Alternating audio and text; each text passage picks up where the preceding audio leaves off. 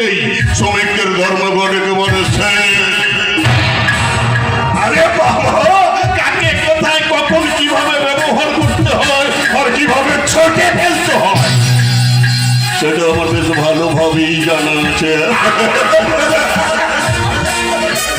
জানেন, আমার বাবার না সেলুনের দোকান ছিল, তাই সারা ছোটবেলা থেকে ওই খুর আর কাঁচি চালানোটা আমি বেশ ভালোভাবেই রপ্ত করে নিয়েছি। তাই কোথায় কখন কোন খুর আর কোন কাঁচি চালাতে হয় সেটা আমার না খবর বলে।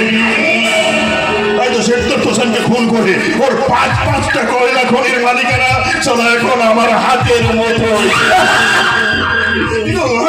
কিন্তু সবাই একটা ব্যাপারে জানেন, একটা ব্যাপারে এখন আমার সারা দুর্বলতা থেকে গেছে। আমার সমস্ত 2 নম্বরই কারবারের সন্ধান জানে এ বাড়ির বুড়ো চাকর ওই ভুবন।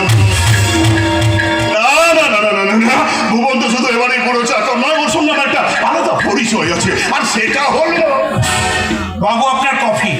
আরে ভুবন, এসো এসো এসো। আরে বাবা, এতক্ষণ তো আমি তোমার কথাই ভাবছিলাম। আরে বাবা, তুমি তো জানো এই সময় আমি কফি খাই না। যা আমার জন্য ওই গ্রান্ডে স্প্রাইটের 750 বোতলটা নিয়ে এসো। ঠিক আছে বাবু, আমি আসছি। বাবু, একটা কথা বলছিলাম কি, বলো। বৌমনি আপনাকে খোঁজ করছিল। যাও গিয়ে বৌমনিকে বলো আমি এখন একটা ভাইটাল কাজে ব্যস্ত আছি। যাও যাও। বাবু, নিয়তির নিষ্ঠুর পরিহাসে আমার পরিচয়, আমি আপনার হুকুম মান্য করে সামান্য একটা চাকর। তবে হ্যাঁ, আমার আসল পরিচয়ের রহস্যটা আজও পর্যন্ত আমি কাউকে বলিনি বাবু, কাউকে না। যেদিনই তোর আসল পরিচয়টা তুই কারো কাছে বলবি সেদিনই হবে তোর জীবনের শেষ দিন। আমি অগ্নিশ্বর বল, যারা বিশ্বাসের খাতায় বিশাল একটা পাক্কা চালি